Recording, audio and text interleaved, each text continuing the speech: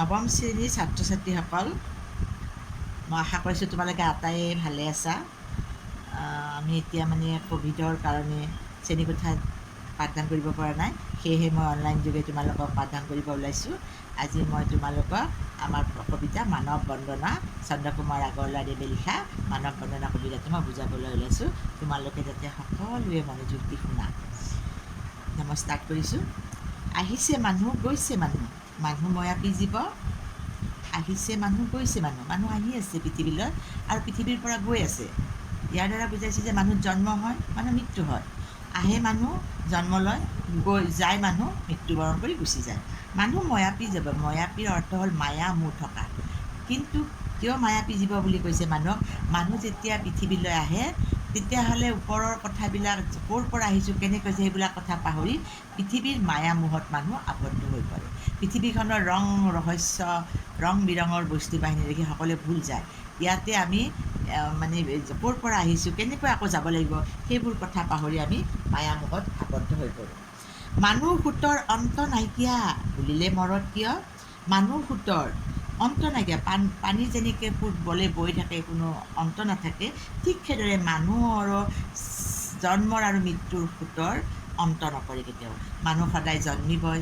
যাৰ যেতিয়া আহিবৰ সময় হয় সি আহিব, আৰু যি যেতিয়া যাবৰ হয় সি যাব। তাক কোনেও ৰাখিব নোৱাৰে। এইটো আমাৰ ওপৰৰ এটা ভাল হেৰি যে তেওঁৰ বাহিৰে আৰু কোনেও কৰিব নোৱাৰে। যাৰ যেতিয়া জন্ম হ'ব কোনেও ৰাখিব নোৱাৰোঁ, আৰু যাৰ যেতিয়া মৃত্যু হ'ব তাকো আমি পৃথিৱীত কোনেও হাজাৰ মৰম হ'লেও, হাজাৰ চেনেহ হ'লেও তাক আমি ৰাখিব পৰাৰ আমাৰ উপায় আমাৰ হাতত নাই। সেইটো স্বয়ং আমাৰ মালিকৰ হাতত, আমাৰ আল্লাহ খুদা ভগৱানৰ ওচৰতে সেইটো থাকে।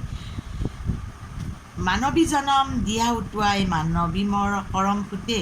মানৱী জনম, মানুহ হৈ যেতিয়া আমি জন্মগ্ৰহণ কৰিছোঁ, দিয়া উটুৱাই কেনেকুৱাকৈ আমাক লৈ যোৱা। মানুহ হিচাপে আমাক জীৱৰ ভিতৰত মানুহক শ্ৰেষ্ঠ বুলি কৈছে।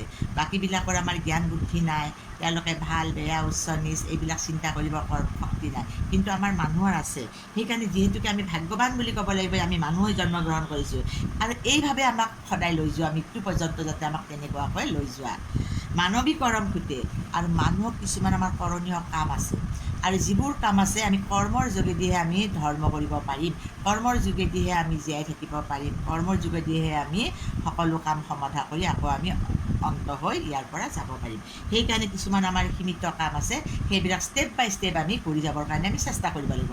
ল'ৰালিৰ কালটো ল'ৰালিৰ, ডেকাৰ কালটো ডেকাত, বৃদ্ধৰ কালটো বৃদ্ধত, এনেকৈ আমি ষ্টেপ বাই ষ্টেপ যেতিয়া আমি কৰি যাম, আমাৰ কামবিলাক সুকলমে আমাৰ কৰিব পাৰিম, তেতিয়া আমি ধুনীয়াকৈ আমাৰ কামৰ জৰিয়তে আমি গুচি যাব পাৰিম। মানুহৰ মৰম বুজিবা মানুহে, ধৰম যে মৰমতে। আৰু আমি মানুহৰ মৰম আমি মানুহে বুজিব লাগিব। আৰু ইয়াতে ধৰ্ম আছে। মই ভাত খাই আছোঁ, মোৰ ওচৰৰ মানুহে যদি খোৱা নাই, ওচৰত যদি মোৰ বেমাৰী এটা পৰি আছে, তাৰ যদি খবৰ খাতি নলয়, খোৱালৈ খবৰ নহয়, সেইটো মোৰ ধৰ্ম নহয়। মোৰ ধৰ্ম হ'ব লাগিব মানুহৰ মৰমৰ মাজেদি, মানুহৰ কৰ্মৰ মাজেদি চোৱা চিতা কৰিহে মই পৰম ধৰ্ম লাভ কৰিব পাৰিম। গতিকে মই আগতেই কৈছোঁ যে মানুহক শ্ৰেষ্ঠ কৰি সৃষ্টি কৰিছে। মানুহে আমি ইজনে সিজনক সহায় সহযোগিতা পাৰ্য কৰিব লাগে। নোৱাৰাটোৰ কথা নকওঁ, যিখিনিয়ে পাৰোঁ আমি অন্ধ বা খুৰা লেঙেৰা এনেকুৱা মানুহ, বৃদ্ধ মানুহ, বেমাৰী মানুহ, অসুস্থ মানুহ, যাক আমি যি উপায়েৰে পাৰোঁ তেনেকৈ যদি আমি সিহঁতক সহায় কৰিব পাৰোঁ, সেইটোৱে আমাৰ মৰমৰ মাজেদি ধৰম বুলি বা ধৰ্ম হোৱা বুলি কৈছে। মানুহে লগ, মানুহে সংগ, মানুহে পৰাৎপৰ।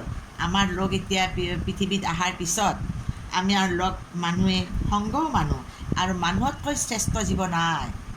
স্বয়ং ভগৱানেও কৈছে মানুহে মানুহ পৰাৎপৰ শব্দৰ অৰ্থ কি? শ্ৰেষ্ঠতকৈও শ্ৰেষ্ঠ। মানুহ এনেকুৱা পৰম সত্য যে এইটো, যে তাতকৈ আৰু আমি মানুহক যদি ভালকৈ সেৱা শুশ্ৰূষা কৰোঁ, ভগৱান আল্লাই সন্তুষ্ট হয় বুলি আমাক কৈছে। এই যে পৃথিৱী স্বৰ্গতকৈ অধিক, মানুহৰ নিজাপি ঘৰ। এইখন পৃথিৱী আমাৰ স্বৰ্গতকৈও শ্ৰেষ্ঠ। স্বৰ্গ আমি দেখা নাই আজিলৈকে, থকা বুলি শুনিছোঁ। তাত সুখেই সুখ, তাত কোনো মানুহৰ অভাৱ অনাটন নাই, তাত কোনো মানুহৰ দুখ নাই বুলি শুনিছোঁ, কিন্তু এই পৰ্যন্ত আমি দেখা নাই।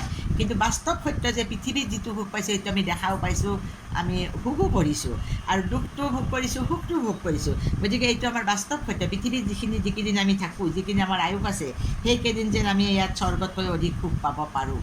আৰু পিছত কি পাম কি নাপাম সেইটো আমি আশা নকৰি, ইয়াত থকা সুখখিনি আমি ভালকৈ অনুভৱ কৰিব পৰাটোৱে আমাৰ পৰম লাভ বুলি কৈছে। মানুহৰ নিজাপি ঘৰ, মানুহৰ আমাৰ নিজাপি ঘৰ এইখনেই বুলি কৈছে, য'ত আমি আনন্দ পাওঁ, সুখ পাওঁ।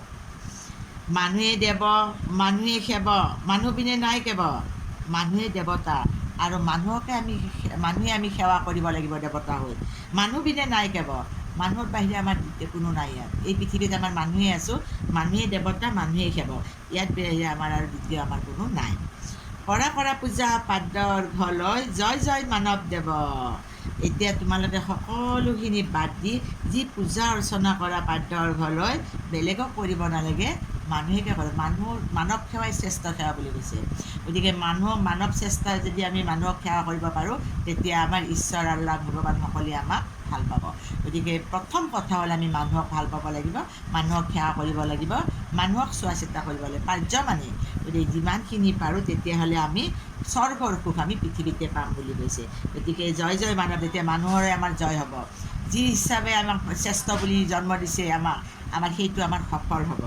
গতিকে মই আজিতে মানৱ বন্দনা কবিতাটো এইখিনিতে মই সামৰণি কৰি শেষ হ'ল। আৰু মই ভাবিছোঁ আটাই যাতে তোমালোকে বুজি পাইছা, আৰু সকলোৱে যাতে ইয়াত তলৰ যিখিনি আমাৰ প্ৰশ্ন আছে ভাৱ বিষয়ক বা আন প্ৰশ্নকেইটা আটাই লিখি যাতে মোক হোৱাটছএপত পঠাই দিবা। মই তোমালোকক চেক কৰি ভুল শুদ্ধখিনি মই বাছি কৈ দিম তোমালোকক। আজিলৈ মই ইমানতে সামৰণি মাৰিছোঁ।